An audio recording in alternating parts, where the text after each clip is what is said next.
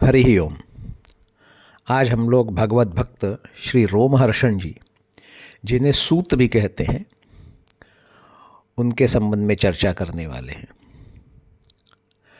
वैसे हम लोग कथाओं में जो सूतवाच सुनते हैं वह सूत उग्रश्रवा जी, और हम जिन सूत की बात कर रहे हैं वो रोमहर्षण जी की।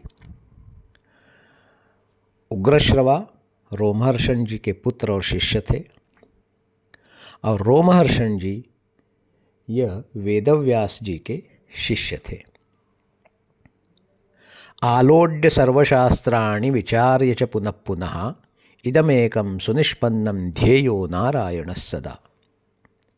सभी शास्त्रों का मंथन करके, आलोड्य पुनः पुनः विचार करके, और निष्कर्ष यही निकलता है कि भगवान नारायण यही सर्वदा ध्यान करने योग्य हैं। ध्येयो नारायण सदा। श्री रोमहर्षण जी सूत जाति के थे, भगवान वेदव्यास जी के परम शिष्य थे, और व्यास जी ने इन्हें समस्त पुराणों को पढ़ाया और आशीर्वाद दिया कि तुम ही समस्त पुराणों के वक्ता होगे। इसलिए ये समस्त पुराणों के वक्ता माने जाते हैं, और ये हमेशा ऋषियों के आश्रम में घूमते रहते और सबको पुराणों की कथा सुनाया करते। नैमिषारण्य में ऐसा कहा जाता है कि 88,000 ऋषि निवास करते थे, और सूत जी उनके यहाँ जाकर सदा कथा करते थे। यद्यपि ये सूत जाति के थे, फिर भी पुराणों के वक्ता होने के कारण सभी ऋषि इनका आदर करते थे, उच्चासन पर बिठाकर इनकी पूजा करते थे। इनकी कथा इतनी अद्भुत होती थी कि आसपास के ऋषिगण जब सुन लेते कि अमुक जगह अमुक वन में सूत जी की कथा हो रही है, वे आए हैं, तब सभी दौड़ दौड़ कर इनके पास आ जाते और विचित्र कथाएं सुनने के लिए घेर कर चारों ओर बैठ जाते। रोमहर्षण जी इतने बड़े भक्त थे कि पहले सभी ऋषियों की पूजा करते, उनसे कुशल प्रश्न पूछते और कहते, ऋषियों आप कौन सी कथा सुनना चाहते हैं। इनके प्रश्न सुनकर कोई उनमें से वृद्ध ऋषि किसी तरह का प्रश्न कर देते और कह देते कि रोमहर्षण जी, यदि हमारा प्रश्न पौराणिक हो तो पुराणों में गाया हो तो इसका उत्तर दीजिए। ऐसी कौन सी बात है जो पुराणों में न हो।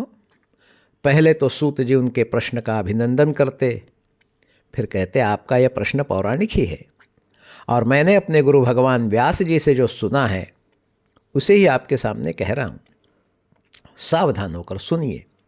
और इतना कहकर कथा का प्रारंभ करते और समस्त प्रश्नों का उचित उत्तर देते, कथाएं सुनाते, दृष्टांत देते, और सतत भगवत लीला कीर्तन में लगे रहते। इनसे बढ़कर भगवान का कीर्तनकार कौन होगा। इनकी मृत्यु भगवान बलदेव जी के द्वारा की गई, और क्यों की गई इसकी भी एक कथा आती है स्कंद पुराण में, कि जिस समय यह कथा कर रहे थे और ऋषि बैठे हुए थे, सारे ऋषि बलदेव जी को देखकर, बलराम जी को देखकर उनके सम्मान में खड़े हो गए, लेकिन कथा के नियमानुसार कथा करते समय मंच से, आसन से उठना नहीं चाहिए, इसलिए ये बैठे रहे।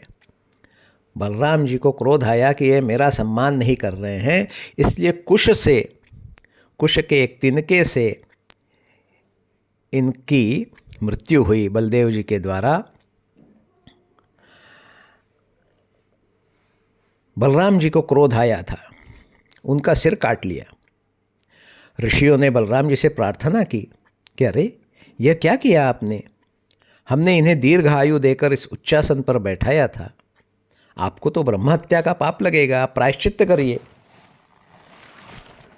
ऋषियों की आज्ञा सुनकर बलराम जी ने प्रायश्चित्त किया, और बताया था जैसा ऋषियों ने बताया था वैसा प्रायश्चित्त किया, और उसी समय